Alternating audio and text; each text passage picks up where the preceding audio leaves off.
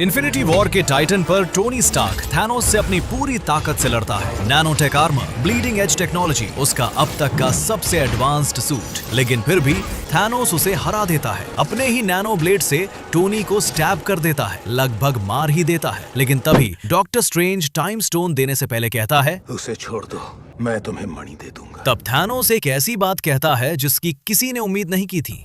Stark, तुम जानते हो मुझे? जानता हूँ।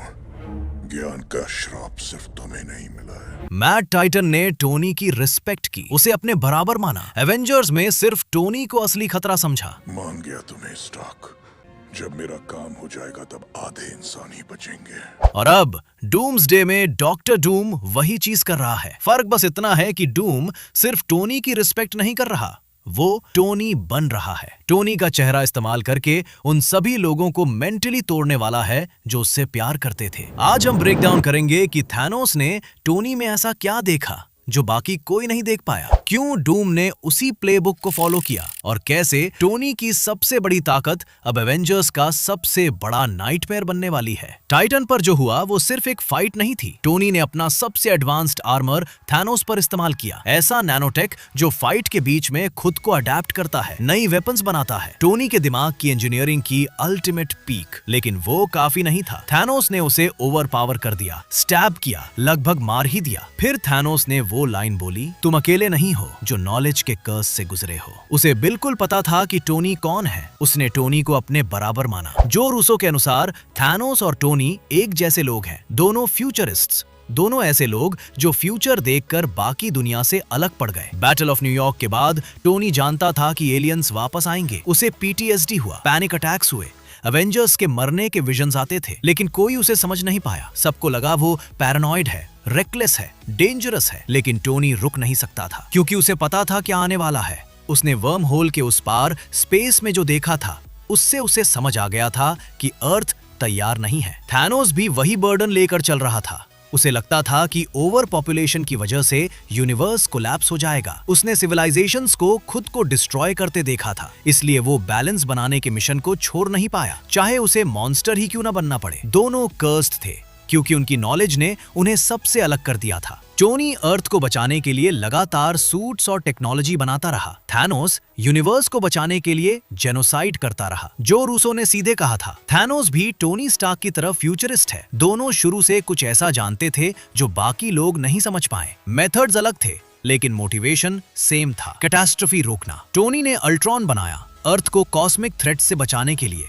वो गलत चला गया, लेकिन उसका इंटेंशन सही था। थैनोस ने आधा यूनिवर्स खत्म किया ताकि बाकी आधा सरवाइव कर सके। दोनों ने एक्सट्रीम चॉइसेस लिए, क्योंकि दोनों वो खतरे देख सकते थे जो बाकी दुनिया नहीं देख पाती थी। इसीलिए थैनोस ने टोनी की रिस्पेक्ट की, क्योंकि उसे अपने जैसा इंसान मिला था, कोई ऐसा जो फ्यूचर का बर्डन समझता था। लेकिन सवाल यह है कि थैनोस टोनी को जानता कैसे था? टाइटन से पहले दोनों कभी मिले ही नहीं थे। उसका जवाब 2012 के बैटल ऑफ न्यूयॉर्क में छिपा है। थैनोस ने लोकी को चितौरी आर्मी के साथ अर्थ भेजा था। प्लान सिंपल था, अर्थ पर कब्जा करो, स्पेस स्टोन हासिल करो और फ्यूचर इन्वेजन के लिए रास्ता बनाओ। सब सही चल रहा था, जब तक टोनी स्टार्क ने न्यूक्लियर मिसाइल को वर्म होल के अंदर स्पेस में नहीं ले गया, बिना इस गारंटी के कि वो वापस जिंदा आएगा। उसने चितौरी मदरशिप डिस्ट्रॉय कर दी, पूरी इन्वेजन खत्म कर दी और पोर्टल बंद होने से कुछ सेकंड्स पहले वापस गिर पड़ा। एक इंसान बिना पावर्स के, सिर्फ इंटेलिजेंस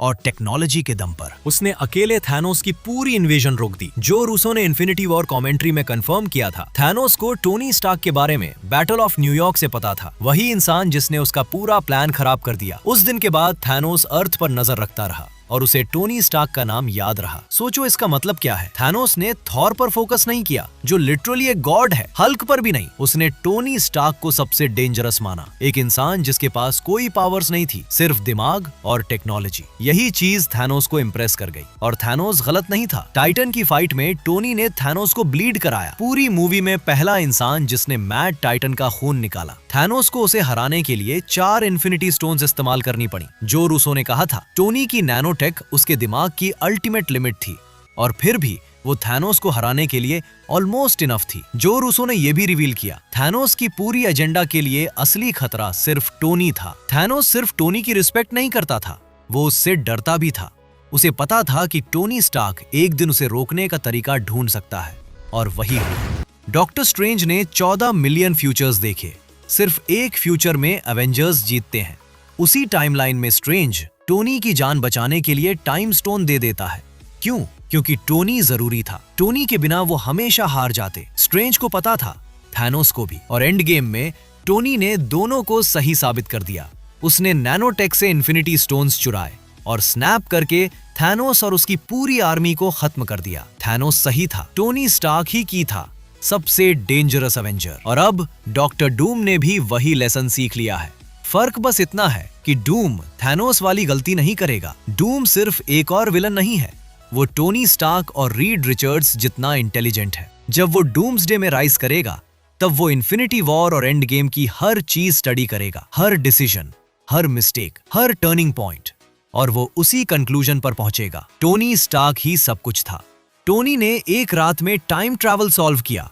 टोनी ने इन्फिनिटी गॉन्टल बनाया। टोनी ने स्टोन्स चुराए। टोनी ने फाइनल स्नैप किया। हर क्रिटिकल मोमेंट सीधे टोनी स्टार्क से जुड़ा था, उसकी इंटेलिजेंस, टेक्नोलॉजी और सैक्रिफाइस से। डूम ये पैटर्न देखेगा और समझ जाएगा कि एवेंजर्स की सबसे बड़ी ताकत अब मर चुकी है। उनके पास टोनी का दिमाग नहीं है, उसकी टेक्नोलॉजी नहीं है, वो इंसान नहीं है जिसे स्ट्रेंज और थैनोस दोनों ने विक्ट्री की माना था। लेकिन डूम सिर्फ इस वीकनेस का फायदा नहीं उठाएगा, वो इसे वेपन बना देगा।